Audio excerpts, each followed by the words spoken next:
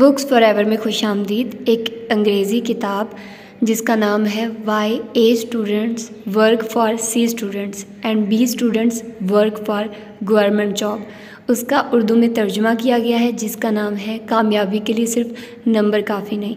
उसका ये second part है। तो आइए जल्दी से स्टार्ट करते हैं सेकंड पार्ट को।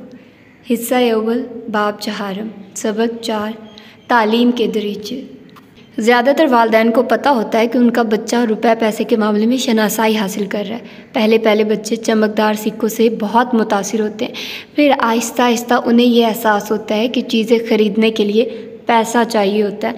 कुछ और आगे चलकर उन्हें वालिदैन से कुछ फरमाइशें करने पर यह भी सुनना पड़ जाता है, तुम्हारा क्या ख्याल है, रुपए दरख्तों पर उगते हैं। जब वो दुकानों पर जाते हैं तो वो पैसे का एक से दूसरे के पास जाना देखते हैं, फिर उनमें ये शौक़ पैदा होता है कि उनके पास अपने पैसे हों। सवाल, किस उम्र में बच्चे को रुपए पैसे के मुतालिक सिखाना शुरू करना चाहिए? जवाब, जो ही उन्हें $1 और $5 के नोट का फ़र्क मालूम हो जाए। बच्चे जो जो बड़े होते जाते हैं उन पर सीखने के दरवाजे खुलते जाते हैं। पहला दरवाज़ा पैदाइश से 12 साल की उम्र तक, दूसरा दरवाज़ा 12 से 24 साल की उम्र तक, तीसरा दरवाज़ा 24 से 36 साल की उम्र तक। बच्चे को तालीम देते वक्त ये ख्याल रखा जाए कि वो किस दरवाजे से गुज़र रहा है। पहला दरवाज़ा पैदाइश से 12 साल की उम्र तक, ये वो उम्र है जब बच्चा हर वक्त नई बातें सीख रहा होता है। उसके लिए हर तजुर्बा नया होता है। मुमकिन है बच्चे को लफ्ज़ गरम का ना पता हो, लेकिन उसके तजुर्बे में ज़रूर आ जाता है कि गरम चीज़ कैसी होती है। 4 साल की उम्र तक बच्चे का दिमाग एक मुकम्मल इकाई के तौर पर काम करता है। उसके बाद बायां दिमाग और दायां दिमाग के 2 निस्फ हिस्सों में बढ़ जाता है। जिन लोगों में दायां दिमाग गालिब होता है वो फ़नकार, तख्लीकी और खुले जहन के लोग होते हैं।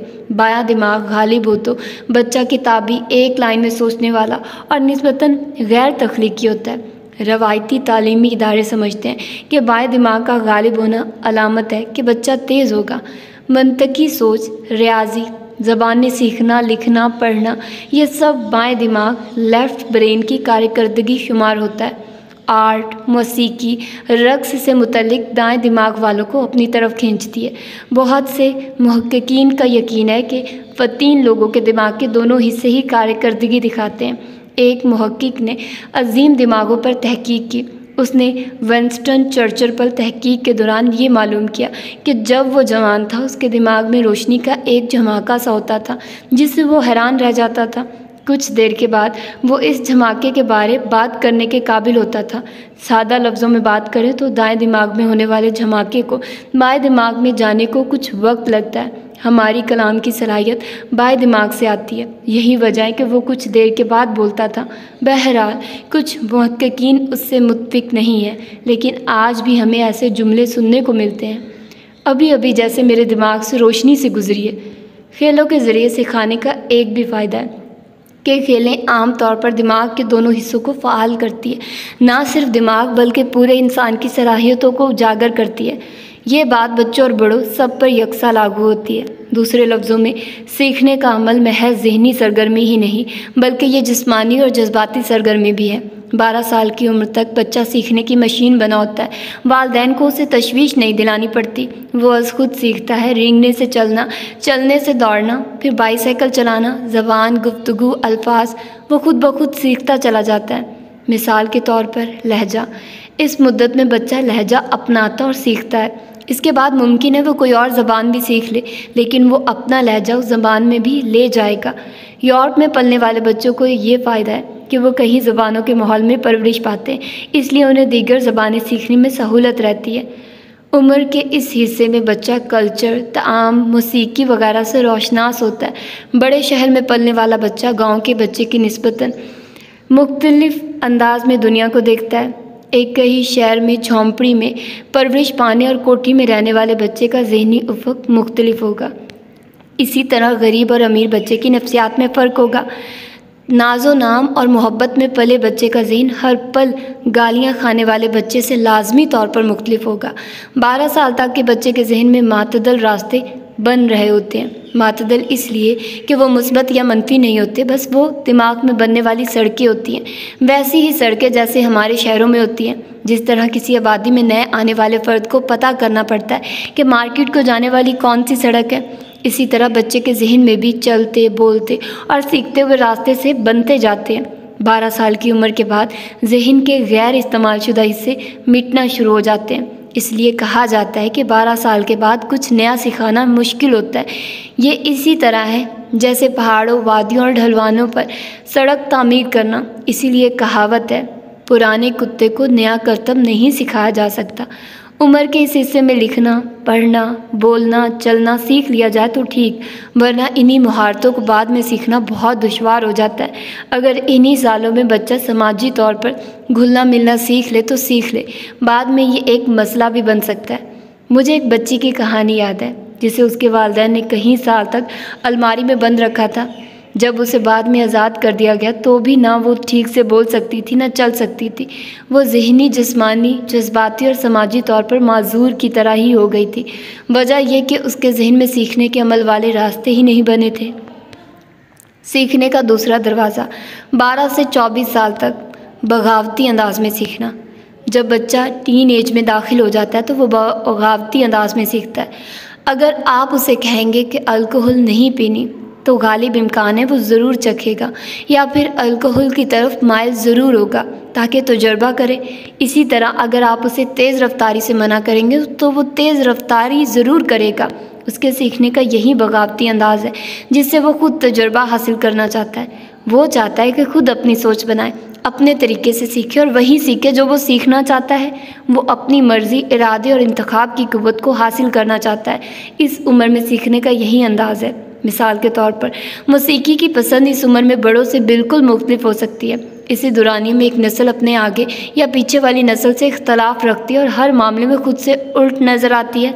दूसरे दरवाजे के चैलेंजेस, उम्र के इस हिस्से में बच्चा नताइज से बेपरवाह होता है। बतौर वालिदैन आप तो जानते हैं कि तेज़ रफ्तारी के क्या मुमकिन नताइज हो सकते हैं। ट्रैफिक चालान, सड़क का हादसा या कुछ और बुरा, कुछ भी हो सकता है। इसीलिए आप बच्चे से कहते हैं गाड़ी मत तेज़ चलाओ, लेकिन बच्चा नताइज को नहीं समझ रहा होता। बहुत से बच्चे इस उम्र में रास्ते से भटक जाते हैं। खुदा न खास्ता नशे की हालत, जुराइम की आदत, स्कूल से भागना, ये सब इसी उम्र के शाखसाने हैं। बुनियादी वजह यही है कि वो इन कामों के नताइज से बेखबर या बेपरवाह होते हैं। उम्र के इस दरवाज़े पर वालिदैन और बच्चों के ताल्लुकात अमूमन ख़राब रहते हैं। लेकिन याद रखिए, इसी हिस्से में आप अपने बच्चे के लिए टीचर से भी बढ़ के टीचर हैं। इस मकाम पर यह कहना कि फ़लाँ अच्छे या बुरे वालिदैन हैं या फ़लाँ अच्छी या बुरी औलाद है ज़्यादा अहमियत नहीं रखता। इस दौरानिए में बच्चा फितरी तौर पर बाग़ियाना होता है और वो इसी अंदाज में सीखता है। ये वालिदैन और बच्चों के माबैन ताल्लुक़ के ज़मन में काफ़ी मुश्किल टाइम होता है। मिसाल के तौर पर वालिदैन किस तरह का रवैया रखें जब उनकी बेटी कार एक्सीडेंट कर दे या बेटा पीकर गाड़ी चलाते हुए गिरफ्तार हो जाए। यही वो वक्त है जब बच्चों और वालिदैन के ताल्लुक़ का इम्तिहान होता है। 2. वालिदैन को क्या करना चाहिए अगर उन्हें मालूम हो कि उनका कॉलेज जाने वाला बच्चा मुंशियात बेचकर पैसे कमा रहा है? क्या उन्हें पुलिस को बता देना चाहिए या अपने तौर पर रोकना चाहिए? 3. अगर वालिदैन को पता चले कि उनका बच्चा स्कूल में क्लास से भाग जाता है और उसके खिलाफ डिसिप्लिन की कहीं शिकायत है तो वो क्या करे? स्कूल को इल्ज़ाम दे या स्कूल से मिलकर मसला हल करे? 4. वालिदैन क्या करें अगर उनकी बच्ची घर आकर बताए कि वो हामिला है और उसे ये भी पता नहीं है कि बच्चे का बाप कौन है? ज़ाहिर है इन सब सवालात का कोई एक जवाब मुमकिन नहीं। ये मुश्किल सूरत हाल के सवालात हैं। हर बच्चे की नफ्सियात अलग और हर वालिदैन की सूरत हाल अलग अलग हो सकती है। बच्चे के इस दरवाज़े पर बच्चे से हर वक्त बातचीत करना और राब्ते में रहना बहुत ज़रूरी है। अगर बच्चा 12 से 24 साल वाला संगे मील अच्छे तरीके से अबूर कर लेता है तो उसके कामयाब ज़िंदगी गुजारने के इम्कानात बढ़ जाते हैं। यहाँ ये सवाल भी अहम है कि बतौर वालिदैन आप अपने बच्चे के इन मुश्किल बरसों के लिए कितना तैयार है। अगर आपने पहले दरवाजे में बच्चे का अच्छी कारकर्दगी बेहतर होगी, कहीं वालिदैन ये कहते पाए गए कि बच्चा है इस मुश्किल दौर से गुज़र ही जाएगा। जी बिल्कुल, कहीं बच्चे गुज़र जाते हैं और कहीं नहीं भी गुज़रते, वो ख़राब हो जाते हैं। इसी दौर में वालिदैन की ज़िम्मेदारी बहुत बढ़ जाती है। दरवाज़ा नंबर 3, 24 से 36 साल तक पेशा वराना सिखाई। ये वो दरवाज़ा है जहाँ पहुंचकर हर शख्स दुनिया में अपना रास्ता बनाता है। ये भी सीखने की एक अहम मंजिल है। यहाँ पहुंचकर पता चलता है कि दुनिया हमेशा मुनसिफाना और मेहरबान नहीं होती। दुनिया जालिम भी हो सकती है और ज़माना एक सख्त उस्ताद होता है। तीसरे दरवाजे से हासिल होने वाले इल्म से अफराद को पता चलता है कि अपने पेशे में वो किस जगह खड़े हैं। क्या वो मज़ीद तरक्की करने वाले प्लेटफॉर्म पर खड़े हैं या नहीं। मिसाल के तौर पर अगर कोई डॉक्टर है तो उसे मालूम हो जाता है कि वो पेशा वराना एतबार से कितना अच्छा डॉक्टर है और दूसरे डॉक्टरों की निस्बत कितनी ज़्यादा कदर कीमत रखता है। उम्र के इस हिस्से में अगर कोई पेशा वराना महारत नहीं रखता तो वो एक जॉब से दूसरी जॉब की तरफ भटकता रहता है। इस दौरान में कुछ लोग अपने ख्वाबों के ताक़ुब में नए जज्बे से निकल पड़ते हैं और ताबीर पाकर ही रहते हैं। यही वो उम्र है जब रवायती तौर पर लोग शादी करते हैं, अपना पहला घर खरीदते हैं और माली ज़िंदगी के हक़ाइक़ से आगाह होते हैं। ज़िंदगी में पैसे की अहमियत बढ़ती जाती है। अक्सर औक़ात पैसे की कमी का सामना रहता है। उम्र के इस हिस्से में पहले 2 हिस्सों में हासिल की गई माली तरबियत फ़ायदा देती है। 2007 से लेकर अब तक लाखों अफराद बेरोज़गार या कम रोज़गार है। तीसरे दरवाजे पर पहुंचकर भी अगर कोई माली तौर पर मुस्तहकम नहीं हो पाया तो उसकी बाकी ज़िंदगी मुश्किलात में गुजरती है या गुजर सकती है। रोज़गार का ना मिलना आने वाले दिनों की एक बड़ी आजमाइश होगी। इस आजमाइश से गुजरने के लिए अभी से अपने बच्चे को तैयार करें। एक उस्ताद किसी बच्चे को 1 सेमेस्टर या 1 साल पढ़ाता है। वालिदैन उस बच्चे के हमेशा के उस्ताद होते हैं। ज़िंदगी के हर मरहले पर वालिदैन उसे बेहतर अंदाज में सिखाते हैं। अगर मैं अपना माजी याद करूं तो मेरे पास सुनाने को काफ़ी कुछ है। मैं 7 बरस का था जब एक दिन मैंने अपनी वालदा को बावर्ची खाने में बैठकर रोते देखा। मेरे पूछने पर उन्होंने बताया कि बैंक अकाउंट में 1 पाई नहीं और बिल बहुत ज़्यादा है। मैंने पूछा, अब्बू इस सिलसिले में क्या कर रहे हैं? माँ ने वालिद का दफा किया। वो कॉलेज जाकर पढ़ाई भी कर रहे हैं ताकि उनके पास इजाफी डिग्री आए और वो कुछ इजाफी तनख्वाह ले सकें।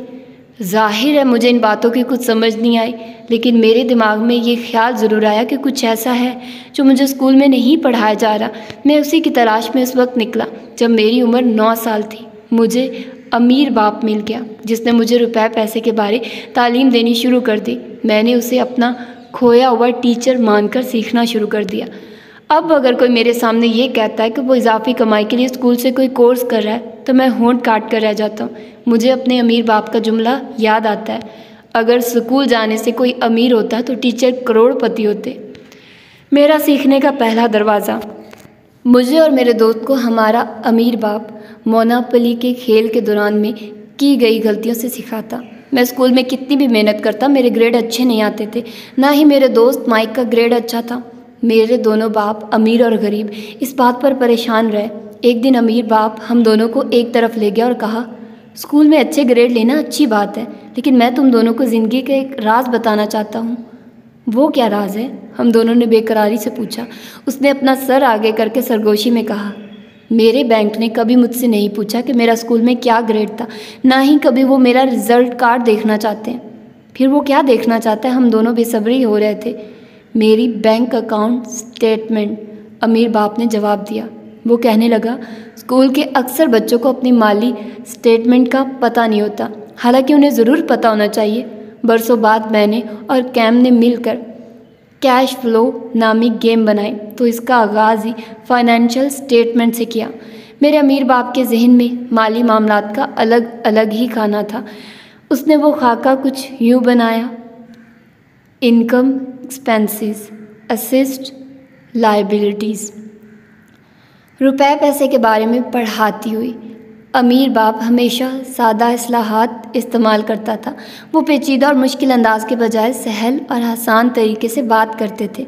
मिसाल के तौर पर असिस्ट को वो इस तरह बयान करते, कोई चीज़ जो मेरी जेब में पैसे डाले। इस तरह लायबिलिटीज़ की तारीफ भी सादा थी, जो चीज़ मेरी जेब से पैसे निकाले। ऊपर वाली तस्वीर में रकम की हरकत को तीर के निशान से जाहिर किया गया है, पैसे का आना और फिर पैसे का जाना।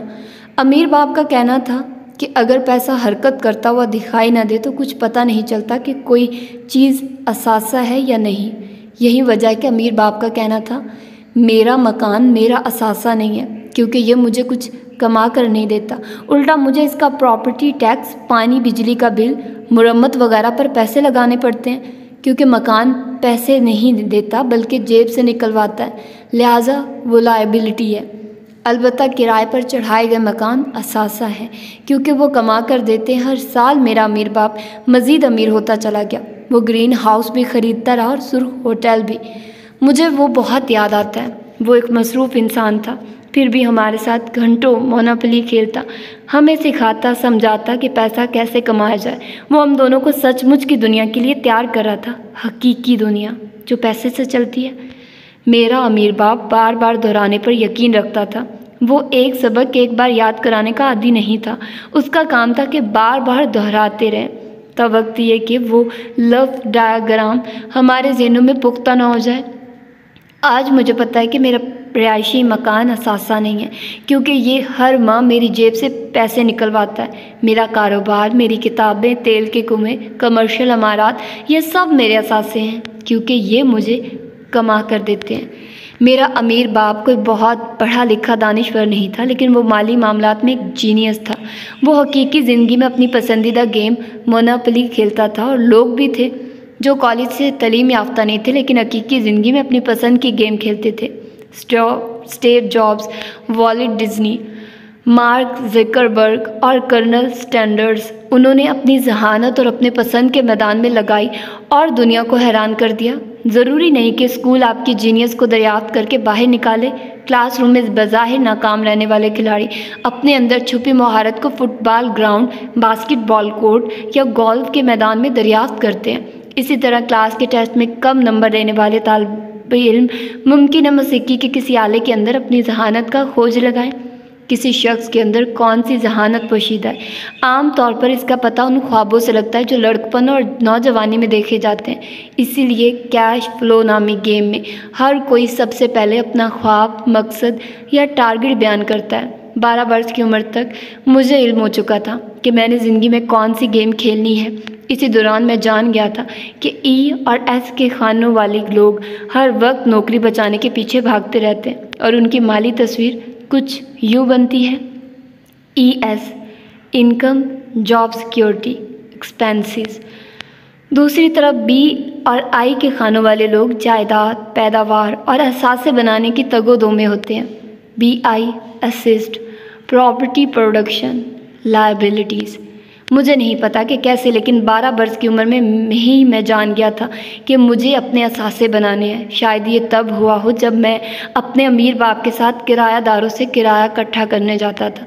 मैं उस वक्त मंसूबे बांधता था कि मैं भी सरमायादार बनूंगा। कई साल बाद मर्चेंट मैरीन एकेडमी न्यूयॉर्क में मुझे अंग्रेज़ी के वो उस्ताद मिले जो मेरा ख्वाब थे। वो एक अजीम उस्ताद थे। स्कूल और कॉलेज में B ग्रेड में अंग्रेज़ी पास करने वाले तालिबे इल्म को उन्होंने लिखारी बना दिया। अगर वो ना होते तो मैं आज सबसे ज़्यादा बिकने वाली किताबों का मुसन्निफ़ ना होता।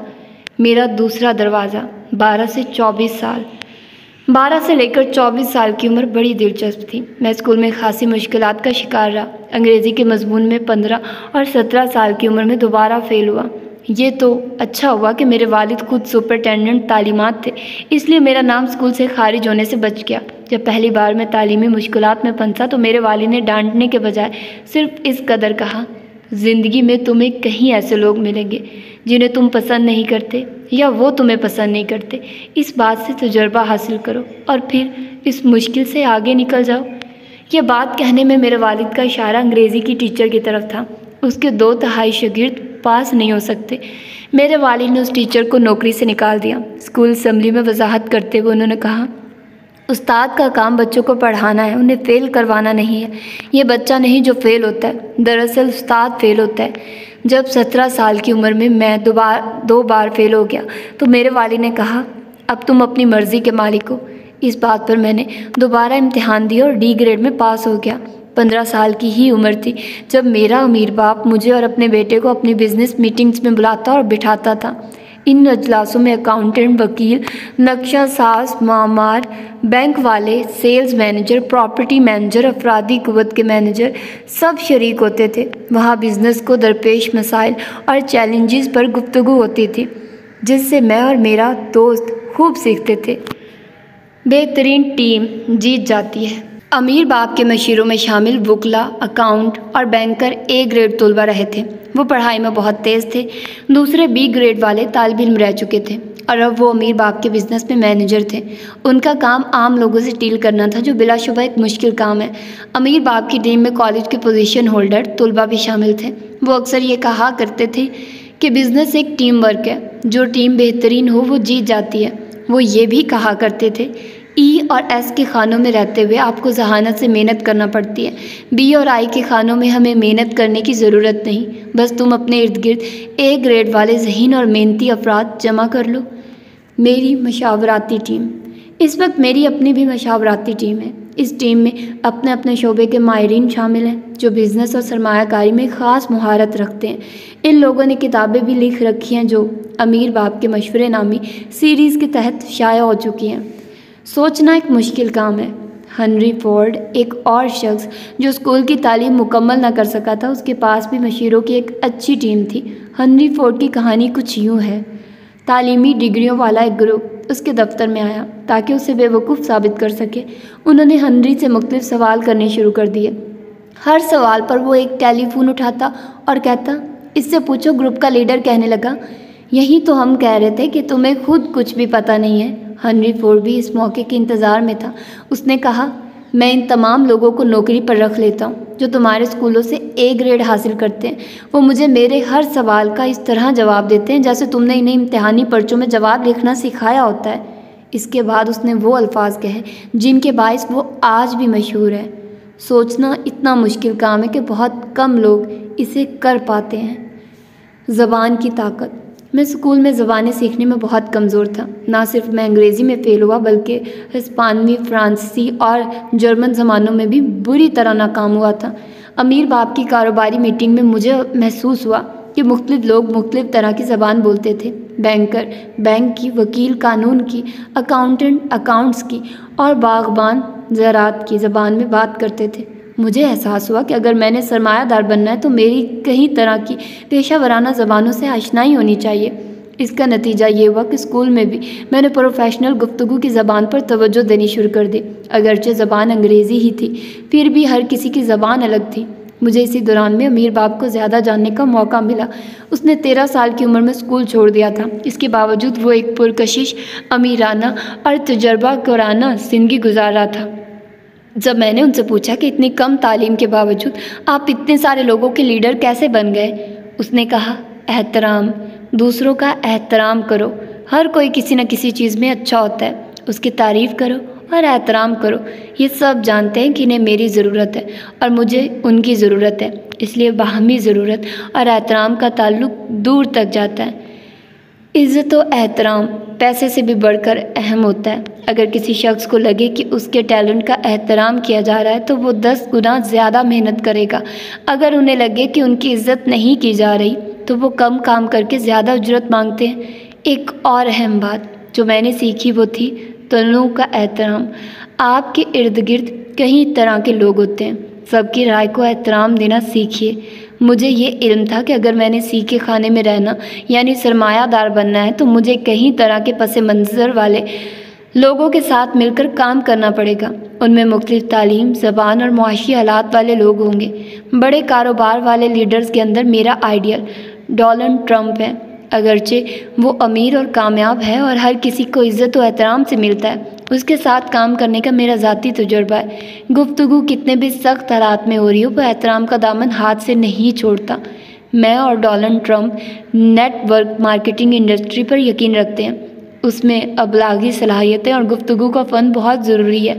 हमारा मानना है कि अच्छा सरमायादार बनने के लिए कायदाना सलाहियतें ज़रूरी है। अहम नुक्ता बात यह है कि अगर आप सरमायादार बनना चाहते हैं तो कोई ज़रूरी नहीं कि आपने किसी एक शोबे में आला तरीन तालीम हासिल की हो या आप किसी मज़मून के स्पेशलिस्ट हों। इसके बजाय आप में अमूमी महारतें हों, हर तरह की थोड़ी थोड़ी महारत। सीखने का तीसरा दरवाज़ा। 1973 में वियतनाम की जंग लड़कर वापस आने के बाद मुझे महसूस हुआ कि ज़िंदगी में कुछ फ़ैसले करने ज़रूरी हैं। मैं ये तो जानता था कि बतौर पायलट अपने करियर के इख्तिताम पर मैंने सरमायादार बनना था। मेरी उम्र 25 साल थी। मेरा गरीब बाप 53 साल की उम्र में बेरोज़गार था। ना उसके पास कोई जायदाद थी, ना ही जमा पूंजी। मैंने सोचना शुरू कर दिया, या तो मैं स्टैंडर्ड ऑयल कंपनी में टैंकर ऑफिसर लग जाता या फिर प्राइवेट एयरलाइन कंपनी में पायलट बन जाता। बहरी अफवाज के पेशतर पायलट एयरलाइन कंपनियों के कमर्शियल पायलट बन जाया करते। इन दोनों कामों में एक मसला था, वो ये कि इससे मैं किसी एक फील्ड का माहिर बन जाता, सरमायादार कुछ और शय होता है। मेरा अमीर बाप कहता था कि IBSE ये सब खाने मुख्तलिफ क्लासरूम्स की तरह हैं, हर जगह अलग अलग पढ़ाई होती है। अब अगर मैंने सरमायादार बनना था तो मुझे ये फ़ैसला लेना था कि मेरे लिए कौन सा क्लासरूम बेहतर है। अगर मैं पायलट या टैंकर ऑफिसर बन जाता तो मैं मुलाजमत के खाने में चला जाता, जबकि मैं B और I में जाकर नए सिरे से नई तालीम हासिल करना चाहता था, वैसे ही तालीम जो मेरे अमीर बाप ने दी थी और जो अब मैं तालीम और हालात से हासिल करना चाहता था। लेकिन मेरे गरीब बाप ने कहा कि मैं एयरलाइन या स्टैंडर्ड ऑयल की जॉब ले लूँ, यानी एम्प्लॉयमेंट के खाने में रहूँ। जब मैंने वालिद साहब को बताया कि मुलाजमत की बजाय मैं कारोबार पर यकीन रखता हूँ, तो उन्होंने कहा फिर कॉलेज से MBA की डिग्री ले लो। मुझे अपने वालिद की बात मानना पड़ी और मैं दोबारा पढ़ाई करने लग गया। एक तो मैं जंग और मुलाजमत का काफ़ी तजुर्बा रखता था, दूसरे हकीकी ज़िंदगी में मेरी तगदो अपने असातिज़ा से भी ज़्यादा थी। फिर अमीर बाप की कई मीटिंग्स में बैठकर मुझे कारोबार का हकीकी ज़मीनी इल्म भी हो चुका था। मेरे असातिज़ा के पास महज किताबी इल्म था, वो मेरे हकीकी अमली सवालों का जवाब भी किताब की थ्योरी से देते थे। मुझे एक बार फिर पढ़ाई से बोरियत होने लगी और मैं इम्तिहान में कम नंबर लेने लगा। कारोबार जमहूरियत नहीं होता। मुझे याद है एक बार मेरा अमीर बाप अपने स्टाफ के साथ किसी मीटिंग पे था, इख्तलाफ राय हो गया और बात गर्मा गर्मी तक पहुंच गई। ये वो मकाम था जहां मेरे अमीर बाप ने कानून वज़ा कर दिया, कारोबार जमहूरियत नहीं होता, या तो सब वैसे करो जैसे मैं कहता हूँ या फिर अपने लिए कोई और नौकरी तलाश करो। मैं उस वक्त 16 बरस का था। मेरे लिए ये अनोखा तजुर्बा था। मेरा अमीर बाप खासा सख्त हो गया था और उसने सबको धमकी दे दी कि या तो काम करो या अपने लिए कोई और नौकरी तलाश करो। मीटिंग के बाद वो मुझे और अपने बेटे को एक तरफ ले गया और समझाया, देखो A grade student C grade student के कारखाने में इसीलिए काम करता है कि उसके पास रिस्क लेने का दिल गुर्दा नहीं। वो किसी एक शोबे मसलन अकाउंटिंग सेल्स का माहिर है, लेकिन वो एक मुकम्मल बिजनेस चलाने की सलाहियत नहीं रखता। उसे अपनी तनख्वाह से गर्ज है और बस अगर कंपनी डूबती है तो वो अपने लिए कोई और नौकरी तलाश कर लेगा। अगर वो मेरा मुलाजिम है तो उसे मेरी बात माननी होगी, इसलिए कि उनकी गलती का माली खमियाजा भी भुगतता हूँ और मेरी अपनी गलती का नुकसान भी मुझे ही होता है। उसने मज़ीद कहा कि A और B ग्रेड के स्टूडेंट ब्यूरोक्रेसी या हुकूमत या किसी बड़े कारोबारी इदारे में महज एक रुकन बन जाते हैं, जबकि अपने कारोबार में दिन रात आपको रिस्क लेने और फैसले करने पड़ते हैं। एक बार यूनियन साजी वाले अमीर बाप के होटल और रेस्टोरेंट में पहुंच के उसने सब मुलाजमों को इकट्ठा करके कहा, मैं ये कारोबार बंद कर दूंगा और कोई और कारोबार खोल दूंगा क्योंकि मेरे पास सरमाया है। आप सब लोगों का रोज़गार जाता रहेगा।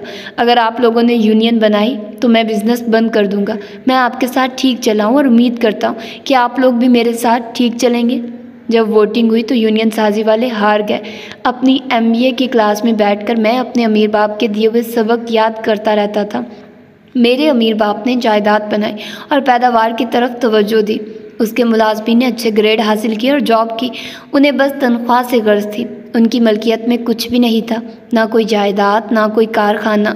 मैं MBA में पढ़ता तो रहा, लेकिन उनसे मुझे इत्फाक हुआ।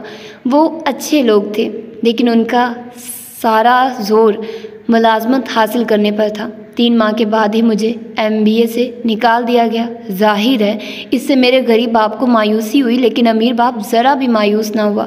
इस सारे अरसे के दौरान मैं लगातार हकीकी ज़िंदगी का सबक याद करता रहा, सरमाया और सरमायादारी के हकीकी असूल सीखता रहा। मेरे अमीर बाप ने मुझे कहा कि रियल स्टेट बिज़नेस पर 3 दिन की वर्कशॉप में दाखिला लो। मैंने उसे कहा, मेरे पास इतना सरमाया नहीं कि मैं प्रॉपर्टी का कारोबार करूं। उसने कहा, यही वजह है कि तुम ये वर्कशॉप ज़रूर करो। तुम्हें कर्ज लेकर कारोबार करना और दूसरों के पैसे से अमीर बनना पड़ेगा। इसके लिए सीखना होगा। मेरा अमीर बाप मुझे प्रैक्टिकल तालीम दिलवाना चाहता था ताकि मैं सरमायाकार और सरमायादार बनूं। मेरा गरीब बाप मुझे MBA करवाना चाहता था ताकि मैं मुलाजमत पेशा रहूं। 1974 में अभी मैं बहरिया का पायलट ही था कि मैंने IBM और ज़ीरोक्स कंपनियों के ट्रेनिंग प्रोग्राम के लिए अप्लाई कर दिया। उन्होंने मुझे तरबियत देकर सेल्समैन बनाया। घर घर जाकर दरवाज़ा खटखटाना और फोटोकॉपी मशीन फ़रोख्त करने की कोशिश करना। 2 साल का अरसा गुजर गया, लेकिन ये तरबियत सरमायाकार बनने के लिए बेहद ज़रूरी साबित हुई। अमीर बाप का सबक याद करो, 1971 में जब सदर रिचर्डिंग्स ने डॉलर को सोने के ज़खायर से गैर मुंसलिक कर दिया था तो डॉलर कर्ज बन गया था। मतलब ये हुआ कि जो लोग कर्ज को तरीके से इस्तेमाल करते हैं वो इन लोगों से बेहतर है जो कभी भी कर्ज नहीं लेते। कर्ज को कार, मकान या कपड़े खरीदने के लिए मत इस्तेमाल करो, बल्कि कारोबार के लिए कर्ज लो। यहाँ एक बात वाज़े कर दूँ कि मैं तालीम के ख़िलाफ़ नहीं हूँ। अगर आप चाहते हैं कि आपका बच्चा मुलाजमत पेशा ही रहे तो ज़रूर उसे MBA करवाइए। अगर आप उसे स्मॉल बिज़नेस के खाने में रखना चाहते हैं तो उसे डॉक्टर, इंजीनियर या वकील बनाइए। लेकिन अगर आप उसे सरमायादार बनाना चाहते हैं तो रवायती तालीम ज़्यादा मुफीद नहीं है। इसके लिए उसे तजुर्बा, कारोबारी तालीम और हकीकी दुनिया से हासिल करदा इल्म दरकार होगा। सवाल, अगर मेरे पास सरमाया ना हो तो मैं क्या करूं? जवाब, इसीलिए तो रियल एस्टेट वर्कशॉप ज़रूरी है। यहाँ दूसरों का सरमाया इस्तेमाल करके कामयाब कारोबार के गुर सिखाए जाते हैं, दूसरों की रकम, मसलन बैंक। नुक्ता यह है कि दुरुस्त उम्र में दुरुस्त तालीम, हकीकी अमली तालीम बहुत ज़रूरी है। मेरे अमीर बाप ने मुझे और अपने बेटे को सरमाए की दुनिया के लिए तैयार किया। ज़्यादातर स्कूल ये काम नहीं करते। उम्र के हर हिस्से में अमली तजुर्बे की ज़रूरत रहती है और ये काम दुनिया में रहकर खुद सीखने से होता है। जब 48 साल की उम्र में दानिश की नई खिड़कियां खुलती हैं तो लगता है हमने अब सीखना शुरू किया है। हम बेहतर तरीके से सीखते रहें तो हमेशा आगे बढ़ते रहते हैं। कोई तजुर्बा भी बुरा नहीं होता, वो कुछ न कुछ सिखा कर ही रहता है। आपने अक्सर लोगों को ये कहते सुना होगा, वो एक बहुत बुरा तजुर्बा था, लेकिन मैंने खुश हूँ कि उस तजुर्बे से गुज़रा, क्योंकि इन बुरे हालात से गुज़रे बगैर मैं वो सब कुछ सीख ही नहीं सकता था जो मैंने सीखा। अब मैं खुद को एक बेहतर इंसान महसूस कर रहा हूँ। बेहतर शराब, मुनाफे फ़रोख्त के तरीके, कारोबार के गुर, ये सब ज़ाती तजुर्बे से ही हासिल होते हैं। पुराने लोग, नई टेक्नोलॉजी। मैं खुद नई टेक्नोलॉजी बहुत सुस्त रवि से सीखता हूँ। कंप्यूटर पर कोई नया प्रोग्राम, सेल फ़ोन पर कोई नई ऐप मुझे मदद लेकर समझनी पड़ती है। पुराने लोगों के लिए नई नई चीज़ें सीखना आसान नहीं होता। मेरा एक डॉक्टर दोस्त है जो 70 वर्ष का है। उसके पास बहुत पैसा था, लेकिन 2007 के बहरान में वो सब कुछ गंवा बैठा। उसके मैनेजर से कुछ गलत फैसले हो गए और सारा सरमाया डूब गया।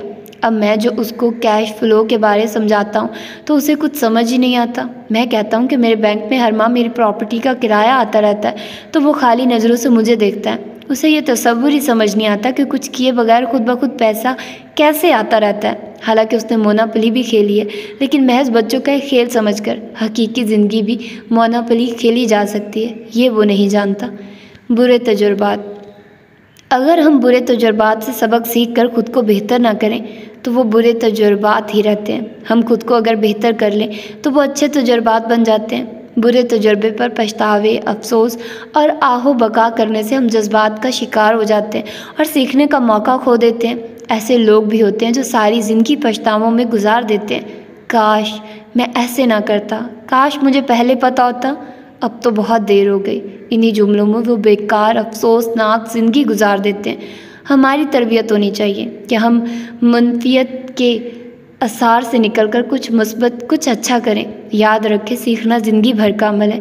जब बच्चे देखते हैं कि हमारे वालिदैन नई नई बातें सीखते रहते हैं और ख़ुद को बदलने में हिचकिचाहट महसूस नहीं करते तो बच्चे भी इल्म दोस्त बन जाते हैं।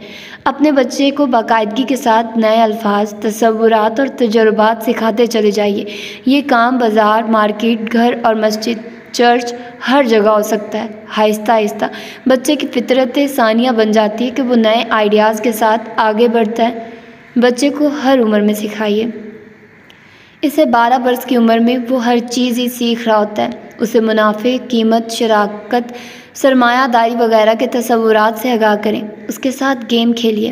12 से 24 साल की उम्र में बच्चा बगावत के तरीके से सीखता है।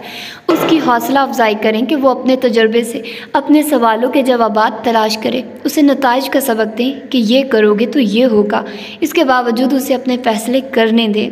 24 से 36 वर्ष के दौरान में वालिदैन और बच्चों का ताल्लुक़ अब तक के मुस्बत ताल्लुक़ पर मुनहसिर होता है। अगर आपने पिछले दिनों अखबार में बच्चे की तरबियत अच्छी की है, उसके साथ मुंसलिक रहें, तो इस उम्र में वो आपके तजुर्बे में भी इजाफा करेगा।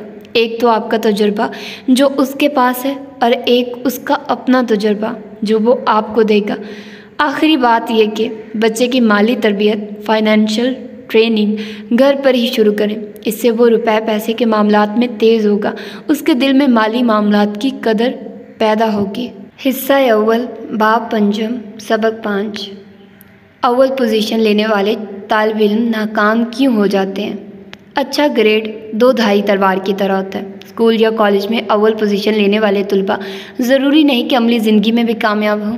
अमली ज़िंदगी मुकम्मल तौर पर एक अलग तरह का खेल है, पुरजोश तेज़ रफ्तार खेल, जहाँ अलग तरह के कवानीन लगते हैं। मुझे लगता है कि दुनिया के बड़े बड़े कारोबारी अफराद पर यह पैराग्राफ लागू नहीं होता। वो कवानीन की पासदारी करते हैं, सख्त मेहनत करते हैं, उन्हें सीखने की लगन होती है, लेकिन वो समाज का सांचा नहीं तोड़ते। वो निज़ाम के अंदर रहकर काम करते हैं और निज़ाम को बदलने की कोशिश नहीं करते। मुस्तकबिल उनका है जो तब्दीली को कबूल करें, मुस्तकबिल को देख लें और नए मौक़े को खुशामदीद कहें। तख्लीकियत, जज्बे और मुस्तदी से आगे बढ़ें। अव्वल पोजीशन वाले तुलबा बतौर सरमायाकार नाकाम क्यों होते हैं? 1981 में बोस्टन यूनिवर्सिटी की प्रोफेसर कैरन आर्नोल्ड ने अव्वल पोजीशन वाले तुलबा पर तहकीक की। वो कहती हैं, इन तुलबा में कामयाबी हासिल करने की सलाहियतें मौजूद थी तो वो स्कूल में बड़ी कामयाबी ले सके। अलबत्ता उनकी ये सलाहियतें अमली ज़िंदगी में कामयाबी की ज़मानत नहीं देती। 2, ये बच्चे फ़र्ज़ शनास होकर स्कूल में अच्छी कारकर्दगी दिखा लेते हैं, ताहम हकीकी ज़िंदगी में ज़रूरी नहीं कामयाब हों। 3, ए ग्रेड लेने वाले बच्चों के बारे ये तो कहा जा सकता है कि स्कूल के ग्रेड सिस्टम में वो कामयाब है। इससे अमली ज़िंदगी में उनकी कामयाबी बारे कोई दुरुस्त अंदाज़ा नहीं लगाया जा सकता। अपनी किताब में प्रोफेसर कैरोलिन आर्नोल्ड लिखती हैं, हाई स्कूल में अव्वल आने वाले बच्चे कॉलेज में भी अच्छी कारकर्दगी दिखाते हैं और 3.6 का CGPA हासिल करके रवायती करियर डॉक्टर, अकाउंटेंट, कानूनदान, इंजीनियर वगैरह शुरू कर लेते हैं। लेकिन ये ध्यान रहे कि ए ग्रेड हासिल कर लेने का ये मतलब नहीं कि उनका करियर भी दरख्शा होगा। ना ही वो दुनिया को बदल देने वाली पोजीशन में आते हैं, ना ही बहुत मशहूर हो जाते हैं। वो सिस्टम के अंदर रहकर मेहनत करते हैं और कभी भी सिस्टम को बदलने का नहीं सोचते। एक और तहकीक में हार्वर्ड यूनिवर्सिटी की 1940 की एक क्लास के 95 तुलबा को अधेड़ उम्री तक स्टडी किया गया। क्लास में हाई ग्रेड लेने वाले तुलबा अमली ज़िंदगी में कोई ज़्यादा खुश या ज़्यादा कामयाब नहीं पाए गए। यूनिवर्सिटी के ज़्यादा नंबरों ने हकीकी अमली ज़िंदगी में उनकी खुशी, कामयाबी और तख्लीकियत पर कोई ख़ास असर नहीं डाला। करोड़पति दिमाग, अपनी किताब करोड़पति दिमाग मिलियनर माइंड में थॉमस जे स्टेनले ने अदादो-शुमार की मदद से बताया है कि बड़े और कामयाब सरमायादारों में क्या ख़ास औसाफ है।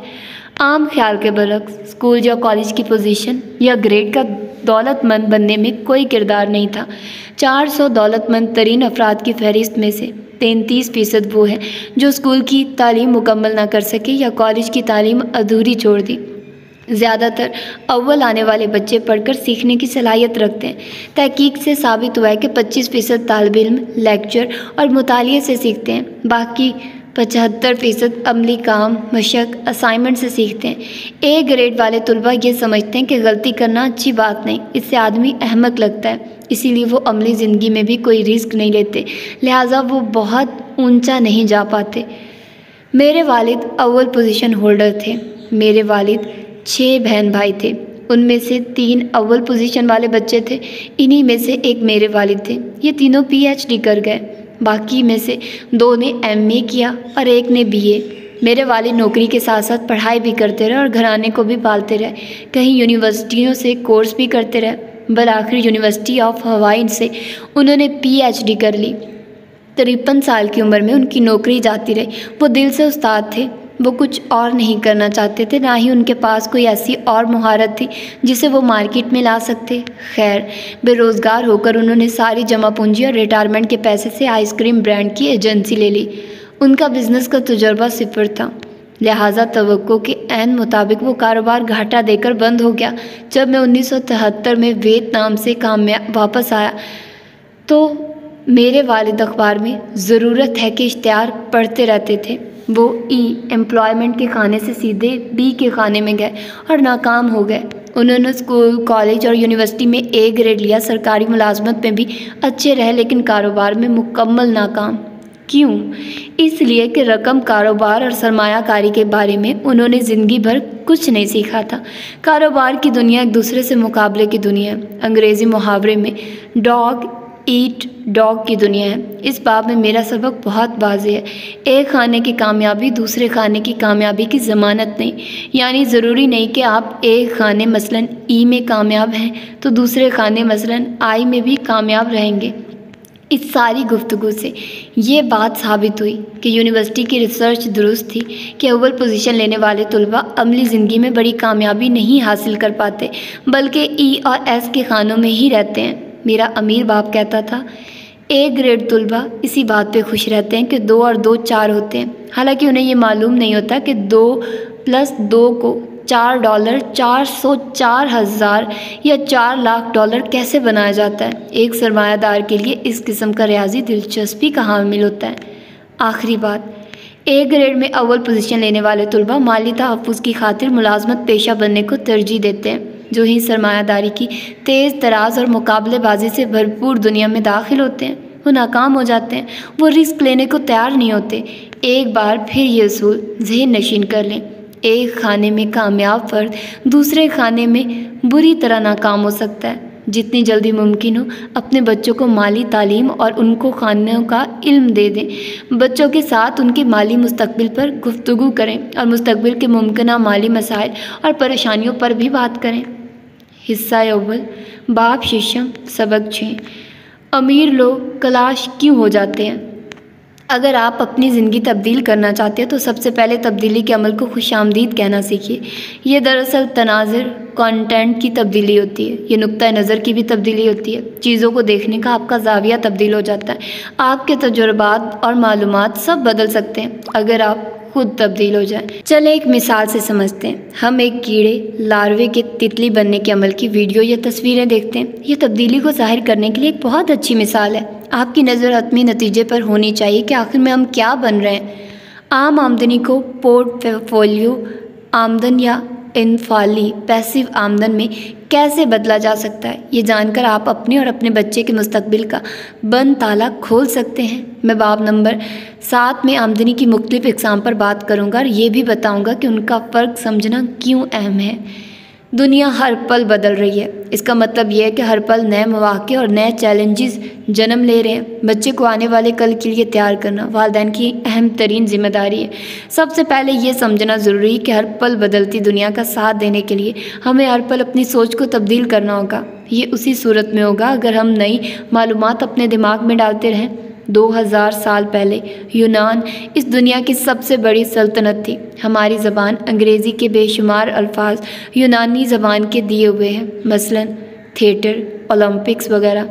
यूनानियों ने ही हमें अदालती समात का तसव्वुर दिया। अलमिया ड्रामे का अजीम तसव्वुर भी इन्हीं के देन है। आज का यूनान खुद बीमार पड़ा है। उसे जदीद ज़माने का अलमिया ड्रामा कह लीजिए। यूनानी अलमिया दुनिया के स्टेज पर इस वक्त यूनानी अलमिया चल रहा है। यूनान ने खुद को दिवालिया करार दे डाला। इस वक्त यूनानी माशियत दूसरों की अमदाद पर चल रही है। इस यूनानी अलमिया ड्रामे के किरदार जापान, इंग्लिस्तान, फ्रांस और अमेरिका भी हैं। अगर मजबूत मुल्क गिर जाएं तो पूरी दुनिया हिल कर रह जाती है। दुनिया भर में लाखों की तादाद में रिटायर्ड अफराद हैं जो हुकूमतों से पेंशन लेते हैं। ये सिलसिला कब तक चल सकेगा? ये अलमिया ड्रामा कहाँ ख़त्म होगा? आमिर हुक्मरानों का रूज। अगर आलमी मुआशी बहरान का हल न निकला तो इसका नतीजा बहुत बुरा होगा। मुआशी बहरान में ऐसे रहनुमा जन्म लेते हैं जिन्हें आमिर मतलिकुल अनान कहा जाता है। मसलन अमरीकी सदर रोज़वेल्ट, हिटलर, माओ ज़ेतुंग, जोसेफ स्टालिन और नेपोलियन। अमरीकी सदर रोज़वेल्ट को इस फहरिस्त में रखने पर मुझे अक्सर तनकीद का सामना रहता है। वो अमरीकियों के महबूब सदर हैं। इससे पहले कि आप गुस्से में किताब बंद कर दें, मुझे इसकी वजूहात बयान कर लेने दें। वजह नंबर 1, हिटलर और रोज़वेल्ट एक ही साल में सरबराह बने, यानी 1933 में। वजह नंबर 2, दोनों को एक ही वादे पर मुंतखब किया गया, बदहाली और कसाद बाज़ारी का ख़ात्मा करने का वादा। वजह नंबर 3, ये दोनों इस मसले को हल करने में नाकाम रहे, लिहाजा दोनों ने जंग लड़ने का फैसला किया। रोजवेल्ट ने 1935 में सोशल सिक्योरिटी एक्ट मंजूर किया, जो अमेरिकी कौम का बड़ा पसंदीदा कानून है। रोजवेल्ट ने मसले को अगली नस्लों तक मुंतकिल कर दिया और बस उसे चाहिए था कि मसले का हल निकालता। इस वक्त सोशल सिक्योरिटी और मुफ्त तिबी सहूलत बहुत बड़े सफ़ेद हाथी बन चुके हैं। बिल्कुल यही मसला यूनान, इंग्लिस्तान, जापान और कहीं दीगर ममालिक को दरपेश है। दुश्वारी यह है कि अब ये मसला अगली नस्लों को मुंतकिल नहीं हो सकता। मुझे और आपको इस मसले का शिकार होना ही है। क्या इसका ये मतलब है कि एक नया आमिर आने को है? मैं थोड़ी सी तफसील बताता हूँ। सरकारी वेलफेयर स्कीम और सोशल सिक्योरिटी स्कीम इस तरीके से चलती हैं कि नए मेम्बरान के पैसे से पुराने मेम्बरान को फ़ायदा दिया जाता है। अब हुआ यह है कि पुराने मेम्बरान यानी रिटायर्ड मुलाजमीन की तादाद इतनी बढ़ गई है कि स्कीम रोज़ बरोज़ नाकाबिले अमल होती जा रही है। रिटायर्ड मुलाजमीन की जुमला सहूलियात लेने वाले कौन लोग हैं? रिटायर्ड फौजी, फायर फाइटर, पुलिस, असातिज़ा, सरकारी मुलाजमीन, हत्ता के रिटायर्ड सदर भी भारी पेंशन लेते हैं। मैं इन तमाम लोगों की खिदमत से इनकार नहीं कर रहा। मैं सिर्फ इतना कह रहा हूँ कि पेंशन और दीगर सहूलियात का लालच हमारे जहनों को तब्दील कर रहा है। इससे हमारी मेहनत करने की आदत ख़त्म हो रही है। लाखों की तादाद में सेहतमंद अफराद हुकूमती पेंशन और सहूलियात पर पल रहे हैं। वो काम करके कमा सकते हैं और माशियत में अपना हिस्सा डाल सकते हैं, लेकिन वो काम नहीं करते, बल्कि हुकूमत से पेंशन में इजाफे की उम्मीद लगाए रखते हैं। ये सोच ही गलत है कि हुकूमत मेरा ख्याल रखे। भई आप खुद कमाओ और अपना ख्याल खुद रखो। सरकारी सहूलियात की आस लगाए रखना मुआशरे की इक्तसादी नमो को कम करता है। हमारे स्कूल भी यही सिखाते हैं कि सरकारी नौकरी करो और फिर सारी ज़िंदगी पेंशन और मुफ्त इलाज के मज़े लूटो। मैं इसके ख़िलाफ़ हूँ। मैं कहता हूँ खुद काम करो और ख़ुद इन्हसारी की पॉलिसी पर चलो। मुआशी ढलवान 2012 के अमेरिकी सदारती इंतखाबात की गिरद अभी बैठी नहीं थी कि वाशिंगटन में मुआशी ढलवान की जंग शुरू हो गई। डेमोक्रेट्स चाहते थे कि अमीरों पर ज़्यादा टैक्स लगाओ ताकि मुआशी ढलवान पर नीचे गिरने का अमल रुक सके। रिपब्लिकन कानून साजों का ये कहना था कि समाजी बहबूद और मुफ्त इलाज की सहूलियात को कम करके पैसे बचाए जाएं और यूं मुआशी बदहाली पर काबू पाया जाए। ये मसला अब तक हल नहीं हुआ। इसकी वजह यह है कि हमारे मुआशी मसाइल हमारे समाजी मसाइल भी हैं। वो इस तरह कि बहुत से लोग ये चाहते हैं कि बस हुकूमत ही इन्हें खिलाती रहे। वो खुद मछली पकड़ना सीखना ही नहीं चाहते, क्योंकि उन्हें हुकूमत की जानिब से पकी पकाई मछली जो मिल जाती है। सरकारी सहूलियात की वैगन इन तस्वीर से जाहिर है कि अब रियासती फलाही स्कीमों पर बोझ बहुत बढ़ गया है। पागलपन। कुछ लोगों के नज़दीक अल्बर्ट आइंस्टाइन ने पागलपन की ये तारीफ़ की है। पागलपन ये भी है कि एक ही काम बार बार किया जाए और उससे हर बार मुख्तलिफ नतीजे की तवक्को रखी जाए। बच्चे से ये कहना कि स्कूल जाओ ताकि नौकरी मिले, जबकि नौकरियां हैं ही नहीं, ये भी पागलपन ही है। बच्चे से ये कहना कि मेहनत करो, जबकि जितनी मेहनत करके वो रिस्क कमाएगा उतने ही टैक्स बढ़ते जाएंगे। ये कहना कि बचत करो, जबकि करेंसी की कदर गिरती जाती है। ये कहना कि मकान एक असासा है, जबकि मकान दरअसल अखराजात का गढ़ है। ये कहना भी पागलपन है कि स्टॉक मार्केट में तवील मुद्दती सरमायाकारी करो। हालांकि बड़ी कंपनियां छोटी मुद्दत के लिए सरमायाकारी करती हैं, हत्ता कि चंद मिनट सेकंड के लिए। आइंस्टाइन ने यह भी कहा था, हम मसाइल को हल करने के लिए उसी तरह की सोच विचार को इस्तेमाल नहीं कर सकते जिसके बाइस मसाइल पैदा हुए थे। आइए हम कुछ नए तरीक़ों और नई सोच से पुराने मसले हल करें। ये एक मुख्तलिफ ज़ाविया नज़र है जो मैं पेश कर रहा हूँ। पहले तो मसले का तनाजुर बदल कर उसे हल करने की कोशिश करते हैं। मवाद और उसका तनाजुर, कंटेंट वर्सेस कॉन्टेक्स्ट। यहाँ गिलास स्याको सबाक है और पानी मवाद है। तालीम दरअसल मवाद है। रिवायती तालीम मवाद पर तवज्जो रखती है, लिखना, पढ़ना, रियाजी, साइंस, जबकि स्याको सबाक यानी तालिब इल्म को फरामोश कर देती है। स्कूल में मेरा मसला उस वक्त शुरू हुआ जब मुझे वो मवाद ही पसंद नहीं आया जो मेरे दिमाग में अंडेला जा रहा था। जब भी मैं ये पूछता मुझे ये क्यों पढ़ाया जा रहा है, हमेशा एक ही जवाब मिलता, इसलिए पढ़ो ताकि तुम्हें नौकरी मिले। मुझे अब समझ आई कि मेरे टीचर्स ने मेरे तनाजुर गिलास को भुलाकर मेरे सर में अपनी मर्ज़ी की पढ़ाई ठूंसना चाहिए। वो समझते रहे कि मैं मुलाजिम पेशा बनना चाहता हूँ। स्याको सबाक क्या है? What is context? सियाक़ो सबाक़ वो है जिसमें मवाद को रखा जाता है। तनाज़ुर। सियाक़ो सबाक़ एक वसी तर इस्तिलाह है। इंसानी तनाज़ुर मुंदरजा झैल अनासर से तश्कील पाता है। फ़लसफ़े, ख़यालात, इक़दार, शकूक, इंतख़ाब, अक़ाइद, कवाइद ज़वाबित, खौफ, अंदेशे, रवैये। एक गरीब आदमी का फ़िक्री तनाज़ुर मुंदरजा झैल जुमलों से वाज़ेह होगा।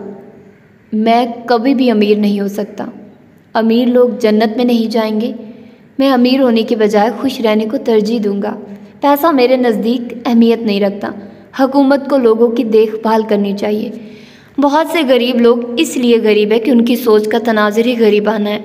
ऐसे लोगों को पैसा देने से उनकी गुर्बत में कोई कमी नहीं होती, बल्कि इजाफा ही होता है। उन्हें पैसा देते रहने का मतलब है उन्हें मुसलसल गरीब रहना, हमेशा के लिए। यही वजह है कि अक्सर लॉटरी जीतने वाले कुछ अरसे बाद कलाश हो जाते हैं। बड़े खिलाड़ियों और खेल के सितारों में से अक्सर का यही हाल होता है। अब आप एक मिडिल क्लास बंदे की सोच का तनाज़ुर देखिए।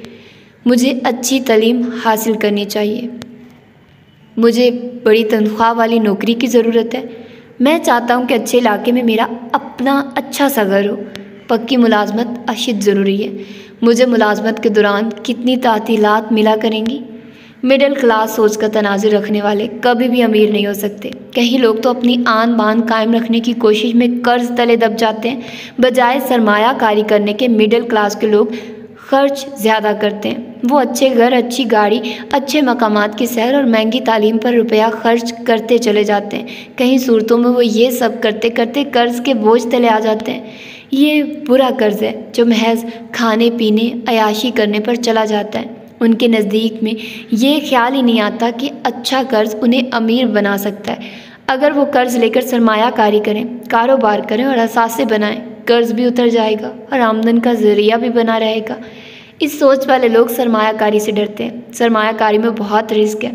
हालांकि रवायती तालीम पर खर्च करके वो दरअसल सरमायाकारी ही कर रहे होते हैं, लेकिन यही सरमाया वो माली मंसूबों पर लगाने को तैयार नहीं होते। अमीर लोगों की सोच का तनाज़ुर। मुझे अमीर होना चाहिए। मेरा ज़ाती कारोबार है और ये कारोबार ही मेरी ज़िंदगी है। आज़ादी पक्की नौकरी से बेहतर है। मैं चैलेंज कबूल करता हूँ, इसलिए ज़्यादा सीखता हूँ। मैं मालूम करना चाहता हूँ कि मैं ज़िंदगी में कितना आगे जा सकता हूँ। ऐसे लोगों की अक्सरियत सरमायादाराना ज़हन की मालिक होती है। उन्हें पता होता है कि दूसरों की जहानत और दूसरों का सरमाया इस्तेमाल करके कैसे अमीर बना जा सकता है। जब मिडिल क्लास वाला बंदा अपनी पेंशन और रिटायरमेंट पर मिलने वाली रकम बैंक में रखवाता है तो बैंक वही रकम सरमायादार को दे देता है। सियाक़ो सबाक़ की अहमियत। मेरा अमीर बाप कहता था, तनाज़ुर की अहमियत मवाद से ज़्यादा है। मेरे उस्ताद जब ये कहते अच्छे ग्रेड हासिल करो ताकि अच्छी नौकरी मिले, मुझे ये सियाक़ो सबाक़ ही पसंद नहीं आता था। मेरे बाकी क्लास फेलो इसे पसंद करते होंगे क्योंकि वो मुलाजमत के सांचे में रहकर सोचते थे। मैं तो शुरू से ही कारोबार करके दूसरों को मुलाजमत देने का सोचता था, यानी मेरी सोच का सांचा ही मुख्तलिफ था। अगर मुझे उस्ताद ये कहते आओ मैं तुम्हें सिखाऊं कि कारोबार के लिए रकम का बंदोबस्त कैसे किया जाता है, तो मैं पूरी तवज्जो से सुनता।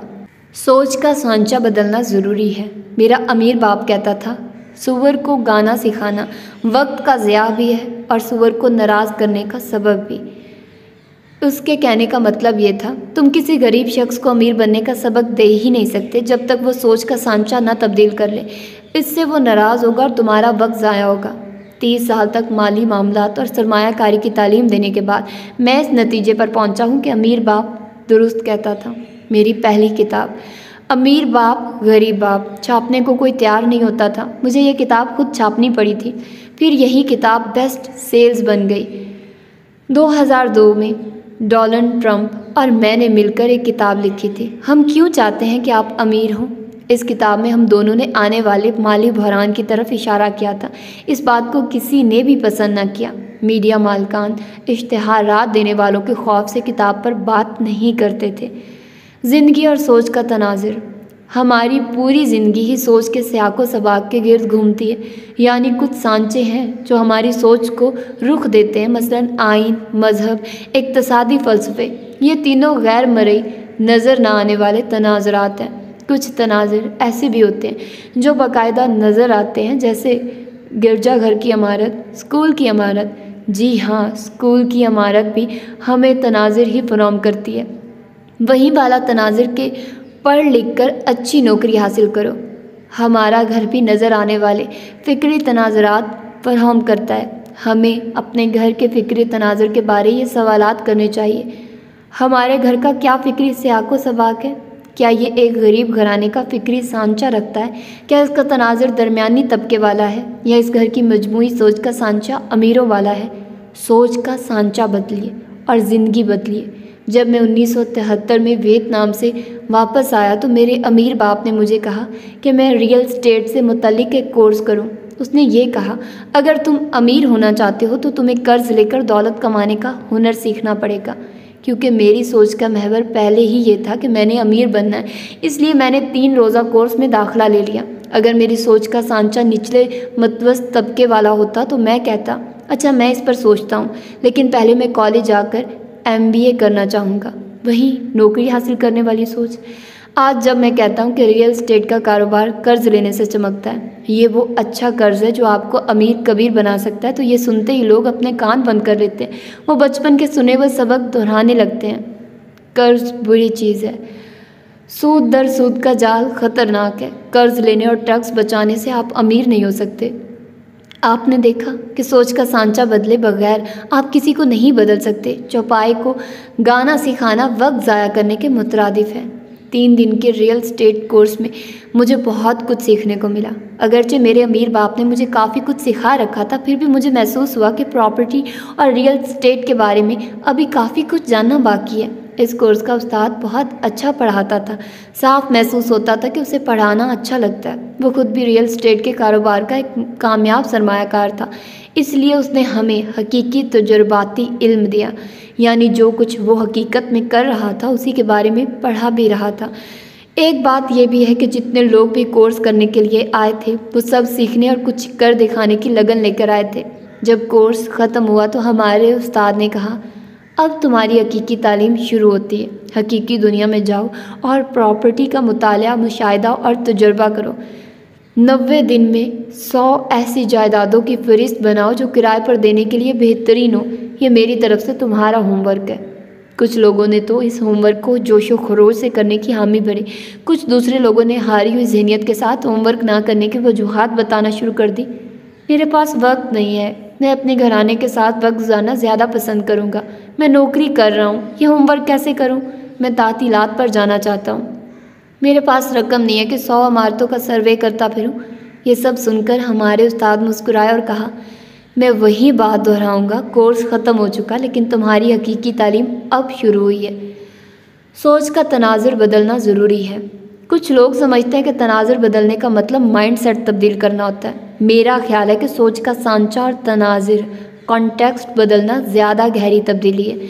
अपनी सोच का मुकम्मल फ्रेमवर्क, तनाज़ुर और सांचा बदल कर ही हम खुद में सच्ची तब्दीली ला सकते हैं। मैं तो कहूँगा कि इससे आपका जिस्म, ज़हन, रूह और अंदर का इंसान सब कुछ बदल जाता है। बहुत से गरीब लोगों की गुर्बत की वजह ही ये है कि उनकी सोच का मुकम्मल ढांचा ही गरीबों वाला है। अगर आप 3 दिन का कोर्स अपनी ज़ात और शख्सियत का हिस्सा नहीं बनाएं तो क्या तब्दीली आएगी? अगर आप सीखे हुए इल्म को हकीकी दुनिया पर लागू नहीं करेंगे तो सीखने का फ़ायदा? जब मैंने अपने अमीर बाप को इस होमवर्क का बताया तो उसने मुस्कुराते हुए कहा, अच्छा उस्ताद है। उसने मज़ीद कहा, अगर तुम 100 जायदादों को इस नज़र से देखो कि वो किराए पर चढ़ाने के लिए कितनी मौजू हैं, तो इससे तुम्हारे सोचने का अंदाज़ बदलेगा। तुम अमीर लोगों की तरह सोचना सीखोगे। इससे ये तो नहीं होगा कि तुम अमीर बन जाओगे, लेकिन ये ज़रूर होगा कि तुम्हारी सोच बदलेगी। तुम अमीरों वाला काम करोगे तो अमीरों की तरह सोचोगे। माहिरीन तालीम भी यही कहते हैं कि सीखने का सबसे अच्छा तरीका ये है कि आदमी प्रैक्टिकल तरीके से काम करके सीखे। 90 दिन में 100 इमारतों का सर्वे करना हकीकी काम की तरफ माइल करने का अमली तरीका था। कोर्स के बाद क्या हुआ? आखिरी दिन टीचर ने हमारे ग्रुप बना दिए। मेरे ग्रुप में कुल 6 अफराद थे। हम सब ने मिलकर 90 दिनों में 100 इमारतों का तजज़ियाती सर्वे करना था। एक हफ्ते बाद जब हमारी पहली मीटिंग हुई तो 2 अफराद आए ही नहीं। इसके बाद उन्होंने कभी हमसे रब्ता भी नहीं किया। उनका ज़हनी सांचा जीत गया और नई सोच हार गई। हम 4 अफराद रह गए। चारों ने अगले 4 हफ्तों का मुकम्मल काम कर लिया। एक ने यह कहकर मज़ीद काम छोड़ दिया, रियल एस्टेट का बिज़नेस मेरे बस का रोग नहीं। एक बार फिर पुरानी सोच का सांचा जीत गया। हम तीनों ने 2 माह तक इमारतों का जायज़ा लिया और रिपोर्ट मरतब करते हुए यहाँ एक और शख्स ने हमारा साथ छोड़ दिया। उसने बताया, मैं अपनी फैमिली को ज़्यादा वक्त देना चाहता हूँ। अब हम 2 ही रह गए, मैं और जॉन। हम दोनों ने होमवर्क मुकम्मल किया, 104 इमारतों का सर्वे करके रिपोर्ट तैयार की। जॉन बाद में रियल एस्टेट डेवलपर बन गया। उसने करोड़ों कमाए, मैंने भी कमाने में कोई कसर नहीं छोड़ी। अब ये बात सुनिए, हम दोनों ने इस कोर्स के लिए महज $385 फीस अदा की थी और फ़ायदा हमने करोड़ों का उठाया। कैसे? जो सीखा उसे अमली ज़िंदगी में लागू करके। तालीम बामुकाबला तब्दीली। मेरी तालीम के इंतखाब ने मेरी ज़िंदगी बदल दी। MBA शुरू करने के चंद माह बाद ही मैंने इसे खैर बात कह दिया। मुझे यकदम ही महसूस हुआ कि ये तालीम मेरी ज़िंदगी तब्दील नहीं करेगी, इसीलिए MBA में मेरी दिलचस्पी ख़त्म हो गई। मेरे पास मुलाजमत के 2 मौके मौजूद थे। नंबर 1, मैं स्टैंडर्ड ऑयल कंपनी में टैंकर ऑफिसर लग सकता था। नंबर 2, मैं बतौर पायलट किसी एयरलाइन में मुलाजमत कर सकता था। और अगर मैं MBA मुकम्मल भी कर लेता फिर भी मुझे मुलाजमत ही करनी थी। अब आप ही सोचिए, मैं MBA को ना छोड़ता तो क्या करता। मैंने रियल एस्टेट का कोर्स इसलिए किया कि इससे मुझे तब्दीली की राह मिली। मैं मुलाजमत के ट्रैक से उतरकर ज़ाती कारोबार के ट्रैक पर चढ़ गया। ये वही ज़हनी तब्दीली है जिसे मैं सोच का सांचे बदलना कहता हूँ। खानों की गेम में भी ज़हनी तब्दीली ही अहम किरदार अदा करती है। E और S के खानों से निकलकर I और B के खाने में कदम रखना दरअसल एक काया क्लिप वाली बात है। सोच की काया पलट देना इसी को कहते हैं। लेकिन ये काम रातों रात नहीं होता, इसमें कुछ वक्त लगता है। ज़हनी, जिस्मानी, जज्बाती और रूहानी तब्दीलियों के बाद ही ये काया क्लिप ट्रांसफॉर्मेशन होती है। लगी लगाई मुलाजमत छोड़कर ज़ाती कारोबार की दुनिया में कदम रखने के लिए यकीन मुहक्कम, हौसला, इज़्ज़त नफ्स और हुनरमंदी की लगन नहायत ज़रूरी चीज़ें हैं। अमीर बाप का सबक। अगर तुम अपनी ज़िंदगी बदलना चाहते हो, अपनी सोच का सांचा बदल लो। डोनाल्ड ट्रंप और मैं पसंद करते हैं कि कॉलेजों के तलबा से खिताब करें। इसी तरह हमें कारोबारी कंपनियों से बातचीत करने का भी शौक़ है। इसकी वजह यह है कि इन लोगों में सीखने की बेपनाह तवानाई होती है। ये वो लोग हैं जो अपनी ज़िंदगियों में तब्दीली लाने के ख्वाहिशमंद होते हैं। हम दोनों कोशिश करते हैं कि उनकी सोचने के सांचे को बदल कर उन्हें सरमायादार बनने की राह दिखाएं। इसीलिए वो लोग हमारी बातें गौर से सुनते हैं। कोई शख्स अपनी आमदनी तब्दील करके ख़ुद को बदल सकता है, ख़ुद बदल कर वो अपनी ज़िंदगी को तब्दील कर सकता है। माली तालीम देते वक्त आमदन की 3 इकसाम ज़रूरी बतानी चाहिए। A ग्रेड तलबा को भी बाज़ औक़ात आमदन की 3 किस्मों का पता नहीं होता। वो सिर्फ एक आमदन को जानते हैं। आमदन की 3 इकसाम: आम आमदनी, ऑर्डिनरी, पोर्टफोलियो आमदनी, इनफ़ाली बिलवास्ता आमदनी। आमदनी की ये 3 किस्में पूरी दुनिया में पाई जाती हैं। गरीब लोग पहली और अमीर लोग दूसरी, तीसरी आमदन के लिए काम करते हैं। अमीर बाप का सबक। अगर तुम अपनी ज़िंदगी बदलना चाहते हो तो अपनी आमदनी को तब्दील करो। पूरी दुनिया में ज़्यादातर लोग आम आमदनी पहली किस्म पर ही गुजारा करते रहते हैं। जब वो तनख्वाह हासिल करते हैं तो वो आम आमदनी होती है। जब वो मुश्किलों से बचत कर रहे होते हैं तो वो बचत भी आम आमदनी रहती है। जब वो बचत को मुनाफे बख्श स्कीम में लगाते हैं तब भी आमदन की किस्म वही रहती है, यानी आम आमदनी। जब वो रिटायरमेंट प्लान, पेंशन वगैरह लेते हैं तो फिर भी वो आम आमदन पर ही रहते हैं। ये बहुत ज़रूरी है कि वालिदैन अपने बच्चों को आमदनी की तीनों अक़साम का फ़र्क बताएं। ये फ़र्क क्या है? आम आमदनी, ये आम तौर पर माहाना तनख्वाह की सूरत मिलती है। सबसे ज़्यादा टैक्स इसी आमदन पर लगता है। स्कूलों में बच्चों को इसी आमदन के लिए तैयार किया जाता है। ग्रेजुएशन के बाद अक्सर तलबा मुलाजमत करके यही आमदनी कमाते हैं। पोर्टफोलियो आमदनी, इसे खालिस मुनाफे भी कहते हैं। ज़्यादातर सरमायाकारी इस आमदन की खातिर सरमायाकारी करते हैं। सादा लफ्ज़ों में कम कीमत पर ख़रीद करना, ज़्यादा कीमत पर बेचना, ये है पोर्टफोलियो आमदन। इसे हसूले ज़र, कैपिटल गेन भी कहा जाता है। मिसाल के तौर पर आपने कोई चीज़ $10 में ख़रीद कर $15 में बेच दी। इस मिसाल में $5 का मुनाफे हसूले ज़र कहलाएगा। इनफ़ाली आमदनी, पैसिव इनकम, इसे कैश फ्लो भी कह सकते हैं। मोनोपोली के खेल में अगर किसी को मकान का किराया $10 माहाना आता है तो इसे कैश फ्लो कहेंगे, यानी ये वो आमदन है जो आपकी सरमायाकारी खुद ब खुद आपको देती रहती है। ये आमदन की वो किस्म है जिस पर सबसे कम टैक्स लगता है। अपनी ज़िंदगी को तब्दील करें। 3 दिन के लिए रियल एस्टेट कोर्स के बाद 3 माह का होमवर्क मिलना मेरे लिए तब्दीली का दरवाज़ा बन गया। मैंने इस अमल में बहुत ज़्यादा सीखा। खेलों की दुनिया में प्रैक्टिस और थिएटर की दुनिया में रिहर्सल, सरमाए की दुनिया में मशक, काम करते करते सीखना, ये सब बहुत ज़रूरी अमल है।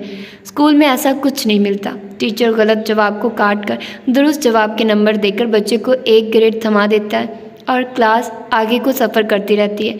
कहीं 1 ग्रेड तलबा ज़िंदगी की दौड़ में ज़्यादा आगे नहीं जाते।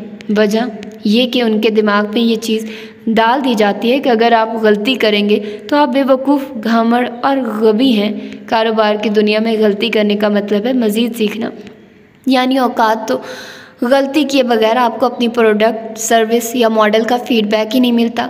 हकीकी दुनिया में हर गलती के बाद आप पहले से ज़्यादा होशियार, तेज़ और चौकन्ना हो जाते हैं। तलबा क्यों नाकाम होते हैं? 1 ग्रेड तलबा की नाकामी की एक वजह यह भी है कि स्कूल सिस्टम से बाहर भी कई तरह की जहानत मुमकिन है। बदकिस्मती से स्कूल वाले एक तरह की ही जहानत को पहचानने की सलाहियत रखते हैं। 1983 में प्रोफेसर हॉवर्ड गार्डनर की किताब शाये हुई। उसका नाम था frames of mind, the theory of multiple intelligences. उसने बताया कि 1 से ज़ायद इक़साम की जहानतें मुमकिन हैं। ज़ैल में जहानत की ये इक़साम बयान की जाती है। 1. ज़बानों इजहार की जहानत। इस जहानत वाले लोग पढ़ने, लिखने और याद करने की सलाहियत में अच्छे होते हैं। ऐसे लोग किताब से पढ़ाई करके, लेक्चर सुनकर और नोट तैयार करके अच्छी तरह सीख लेते हैं। उनका बायां दिमाग ज़्यादा मुअस्सर होता है। अगर आपके पास ये वाली जहानत है तो स्कूल की तालीम आपको आसान लगेगी। 1 ग्रेड तलबा के पास भी यही जहानत होती है। इस जहानत वाले लोग सहाफ़ी, वकला, मुसन्निफ़ और डॉक्टर बन जाते हैं। 2. मंतकी रियाज़ियाती जहानत। इस जहानत वाले लोग रियाजी में माहिर होते हैं। उन्हें आदाद, रियाजी के सवालात, मंतिक वगैरह के साथ रहना आसान लगता है। इस जहानत वाले तलबा भी स्कूल में अच्छी कारकर्दगी दिखाते हैं। उनका भी बायां दिमाग ज़्यादा फ़ाल होता है। ऐसे लोग 1 ग्रेड लेकर इंजीनियर, साइंसदान, डॉक्टर, अकाउंटेंट वगैरह बन जाते हैं। 3. जिस्मानी तवानाई की जहानत। इन लोगों की जिस्मानी तवानाइयाँ ज़्यादा होती हैं। ये चल फिर कर और भाग दौड़ कर सीखते हैं।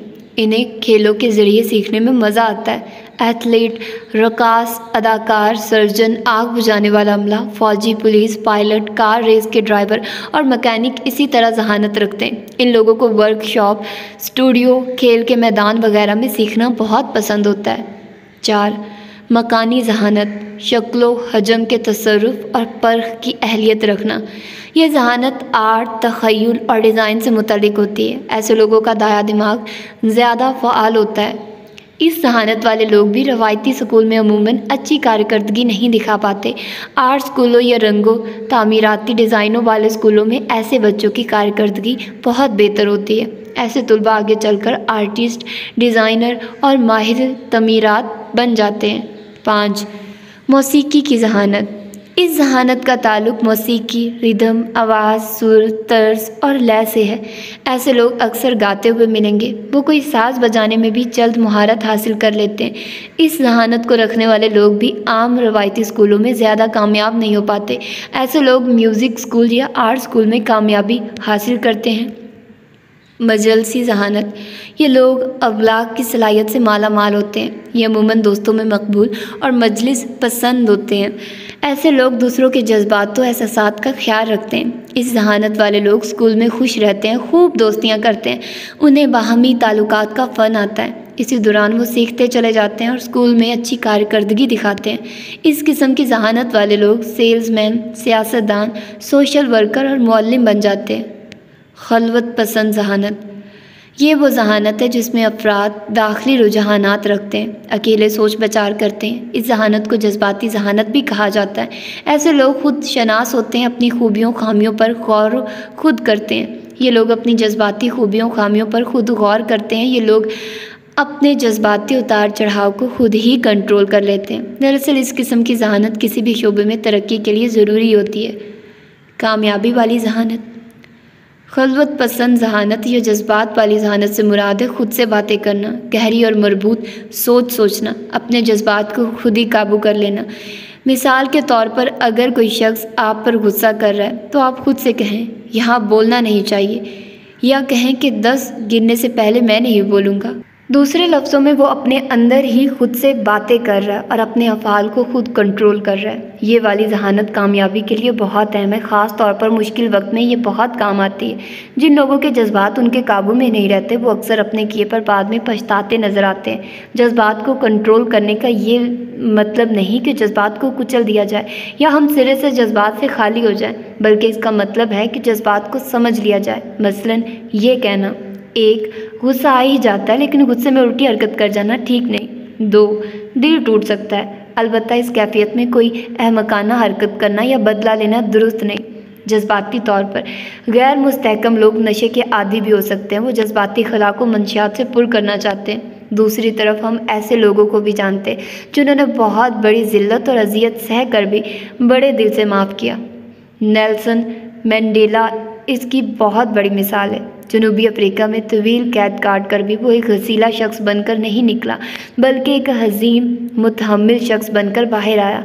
फिर उसी शख्स को उस मुल्क ने सदर बनाया जिसने उसे कैद कर रखा था।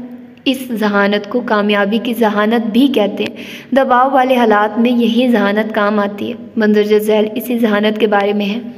वो सख्त दबाव में भी मुतहम्मिल मिजाज रहती है। वो अपने अहदाफ हासिल कर लेती है। वो अपना गुस्सा कंट्रोल कर लेता है। वो मामले के दोनों रुख देख लेता है। उसने 5 साल पहले तंबाकू नोशी छोड़ दी थी। वो सच बोलेगा चाहे बुरे हालात में ही क्यों ना हो। वो वादा पूरा करती है। वो मुस्तकिल मिजाज और डिसिप्लिन रखने वाला बंदा है। वो कभी बहाने नहीं बनाता। वो अपनी गलती मान लेता है। अब आप गौर करें, यही वो सब आरा हैं जो कामयाब लोगों के बारे में जाहिर की जाती हैं। बच्चों की तरह का होना। हम सब ने बच्चे देख रखे हैं। नाखुश हों तो रोते हैं, रास्ता न मिले तो शिकायत करते हैं, थक जाएं तो काम या खेल छोड़ देते हैं, अपने खिलौने के बारे खुद गर्ज होते हैं, अपनी गलती का इल्ज़ाम दूसरों पर डाल देते हैं, तहफ़्फ़ुज़ की खातिर अम्मी अब्बू की तरफ भागते हैं। अगर दोस्त नया खिलौना ले आए तो हसद का शिकार हो जाते हैं। अपने कपड़े खुद उठाकर संभालने से इनकारी हो जाते हैं। तवक्को करते हैं कि उन्हें हर चीज़ मिल जाए। बहुत से बड़े अफराद बच्चों की इन तमाम आदत को दरगुजर करते हैं और ये कहते हैं बड़े होकर खुद ही ये सब काम छोड़ देंगे। बदकिस्मती से बहुत से लोग इन बचगाना रवैयों से नहीं निकल पाते। वो अपनी जज्बाती अदम पुख्तगी को छुपाते रहते हैं। कहीं लोगों से आप मिलते हैं तो वो बहुत शाइस्ता मुस्कुराहट सजाकर मिलते हैं, लेकिन जब कुछ वक्त गुजरता है तो उनके अंदर ज़िद्दी हासिद बच्चा बैठा नज़र आता है। यही जज्बाती नापुख्तगी है जो उन्हें बालिग मिच्योर नहीं होने देती। इन लोगों के बारे में मंदरजा झैल जुमले बोले जाते हैं। तुम उस पर भरोसा नहीं कर सकते। वो वही बोलेगी जो तुम सुनना चाहोगे। वो मुस्कुरा कर मिलता है लेकिन पेट में छुरा घोंप देता है। वो इश्तियाल में जब्त खो बैठता है। वो मुश्किल हालात में हौसला हार देगा। वो अपनी बीवी को धोखा देता है। वो लालची है। वो अपने ऊपर तनकीद नहीं सुन सकता। उससे इधर उधर की गपशप लड़ाना बहुत पसंद है। दूसरे लफ्ज़ों में बहुत से लोग जिस्मानी तौर पर तो बड़े हो जाते हैं लेकिन जहनी और जज्बाती तौर पर बच्चे ही रहते हैं। बहुत से बालिग लोग अंदर से बच्चे ही होते हैं, लड़ने झगड़ने वाले बच्चे। वो तालीम मुकम्मल करने के बाद नौकरी करते हैं। जब तनख्वाह मिलती है तो फिर बच्चे बन जाते हैं, यानी पूरी तनख्वाह खर्च कर डालते हैं। साल गुजरते जाते हैं और एक दिन वो सोचते हैं हमारी ज़िंदगी किधर गई। हम सालों काम करते रहे और हमारे पास फूटी कौड़ी भी नहीं। यही वो जज्बाती नापुख्तगी है जो कहीं बालिग अफराद को हकीकी दुनिया से दूर रखती है। ये लोग बच्चे बनकर वही करते रहते हैं जो उनकी मन मर्जी हो, हालांकि उन्हें वो करना चाहिए जो करना ज़रूरी है। जज्बाती जहानत कामयाबी के लिए बहुत ज़रूरी है। अमली तौर पर इसका मतलब कुछ यूँ निकलता है, बिस्तर पर पड़े रहने की बजाय वर्जिश करने जाना, माली तालीम की क्लास लेना, रहम दिल बनना, ख्वाह दूसरे लोग रहम दिल ना भी हों, बस यार खोरी की बजाय चहलकदमी करना, जी चाहे भी तो शराब ना पीना, सच बोलना ख्वाह वो सुनने वाले को बुरा लगे, एक ऐसी फ़ोन कॉल कर लेना जो आप करना नहीं चाहते, खुद को काम के लिए पेश कर देना चाहे आप मसरूफ़ हों, अपने मिजाज को काबू में रखना, टीवी बंद करके फैमिली के साथ वक्त गुजारना भले आपका पसंदीदा प्रोग्राम चल रहा हो। मुख्तसरन ये कि बड़ा होने का मतलब है कि आप जज्बाती और ज़हनी तौर पर बड़े हो जाएं। लार्वा से तितली बनने का अमल, तब्दीली का अमल। जब मेरा 3 रोज़ा रियल स्टेट कोर्स मुकम्मल हुआ तो मेरे अंदर तब्दीली का अमल शुरू हो गया। 90 दिनों में 100 जायदादों की जांच पड़ताल करना कोई इतना मुश्किल काम नहीं, हर कोई ये काम कर सकता था। मुझे करना सिर्फ ये था कि खुद 90 रोज़ के लिए काम करने पर आमादा रखूँ और जो कुछ मैंने कोर्स के दौरान में सीखा है उसे अमली तौर पर लागू करूँ। उन दिनों मेरे पास कोई ज़्यादा रकम नहीं होती थी। नेवी के लेफ्टिनेंट की तनख्वाह बहुत ज़्यादा नहीं होती, ना ही मेरे पास ज़्यादा वक्त होता था। मैं जहाज़ उड़ाने की ड्यूटी करने के साथ साथ रात को MBA की क्लास भी लेता था। ये 90 दिन मेरी जज्बाती जहानत का इम्तिहान था, यानी कामयाबी वाली जहानत का इम्तिहान। 90 दिन के इख्तिताम पर मुझे अच्छी तरह पता था कि मैंने किस प्रॉपर्टी में सबसे पहले सरमायाकारी करनी है। मैं काफ़ी खुश था और पुरजोश भी। मुझे अपने अमीर बाप की आवाज़ आ रही थी, तुम दुनिया को उन आंखों से देखोगे जिनसे कोई ही देख पाता है। यह प्रॉपर्टी सिंगल बेडरूम फ्लैट्स पर मुश्तमिल एक इमारत थी जो मोई नामी जजीरे पर वाक़ थी। यह इमारत दिलकश ट्रेन साहिल समंदर के करीब थी और उसकी कीमत $1800 थी।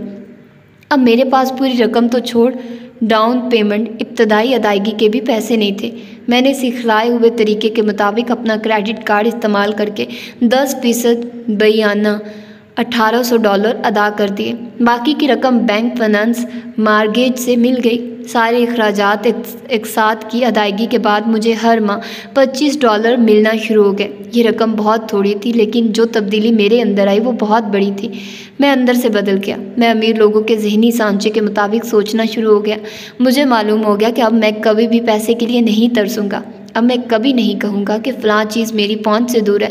ये तब्दीली बहुत बड़ी थी। मैं C ग्रेड तालिब इल्मों की सब से निकल कर सरमायादारी कैपिटलिज्म के C में दाखिल हो गया था। अब मुझे कोई परवाह नहीं थी कि मेरे कॉलेज के ग्रेड क्या थे। अब मेरी बैंक स्टेटमेंट ही मेरा रिज़ल्ट कार्ड था।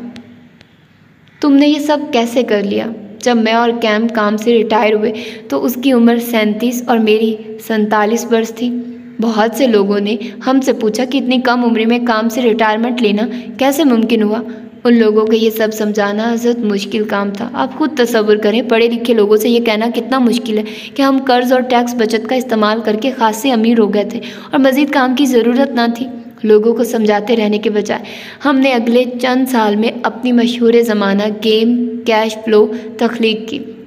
ये दुनिया की वाहिद गेम है जो मालियाती गोशवारे की बिना पर खिलाड़ियों को पॉइंट्स देती है। बहुत से लोगों ने बताया कि इस गेम ने उनकी ज़िंदगी बदल दी। ज़िंदगी इसलिए बदल दी कि गेम को डिज़ाइन ही इस तरह किया गया था कि वो खेलने वालों का जहनी सांचा कॉन्टेक्स्ट बदल के रख दे। मेरी ज़िंदगी कैसे बदली? अगरचे मैं अमीर बाप के साथ कई साल रहकर काफ़ी कुछ सीख चुका था, कुछ भी 3 रोज़ा रियल स्टेट प्रॉपर्टी कोर्स और फिर 90 रोज़ा अमली मशक के बाद कहीं जाकर मुझे समझ आनी शुरू हुई। दिमाग में कुछ बत्तियां जलनी शुरू हो गई। मेरी सोच का सांचे बदलना शुरू हुआ। मेरा नुक्ता नज़र बदला, मेरा मतमाए नज़र बदला, मेरी अंदरूनी तब्दीली का अमल शुरू हो गया। आखिर में कुछ अहम बातें। इस वक्त यूनान में जो मुआशी सहने रोनमा हुआ है वो एक दिन में नहीं हो गया। ये उस वक्त होता है जब कोई मुल्क, तंजीम या फ़र्द अपनी अज़मत रफ्ता पर तकिया करके बेकार बैठा रहे। ये माजी में फंसे रहने की वजह से होता है। हम मुआशी दिवालियापन के करीब पहुंच जाते हैं। उसी वक्त हम ये भूल जाते हैं कि दुनिया तेज़ी से तब्दील हो रही है। बहुत से एथलीट, फनकार और लॉटरी जीतने वाले अफराद जल्द ही अपने सरमाए से हाथ धो बैठते हैं। वजह यह कि वो अपने सरमाए को मुनाफे बख्श बनाने में नाकाम रहते हैं। अगर वो अपनी रकम को तब्दीली के अमल से गुजार कर मुनाफे बख्श बनाते तो इस अमल में वो खुद भी तब्दील हो जाते। स्कूलों में आने वाले बेशतर बच्चों के वालिदैन आम आमदनी वाले लोग होते हैं। बच्चे भी उसी जहनी रविश पर चलते हैं। स्कूल इन्हें तब्दील नहीं करता। तब्दीली का अमल इतना आसान भी नहीं। इसके लिए जज्बाती जहानत, जहनी पुख्तगी की ज़रूरत होती है। जब कोई शख्स अपनी आम आमदनी को पोर्टफोलियो आमदनी या बिलवास्ता आमदनी में बदलने का सोचता है, उसी वक्त उसकी सोच और जहन में तब्दीली आने लगती है। इसलिए मैं बार बार कहता हूँ कि अगर ख़ुद को बदलना है तो अपनी सोच का धारा बदलिए, अपनी आमदन की किस्म बदलिए। अपने बच्चे को सिखाइए कि रुपया पैसा लोगों को अमीर नहीं करता। बहुत से लोगों का यकीन है कि ये रुपया पैसा है जो अमीर बनाता है। हकीकी ज़िंदगी की तरफ देखिए तो रुपया पैसा लोगों को गरीब बना सकता, बल्कि बनाता है। इंसान को अमीर उसकी सोच बनाती है।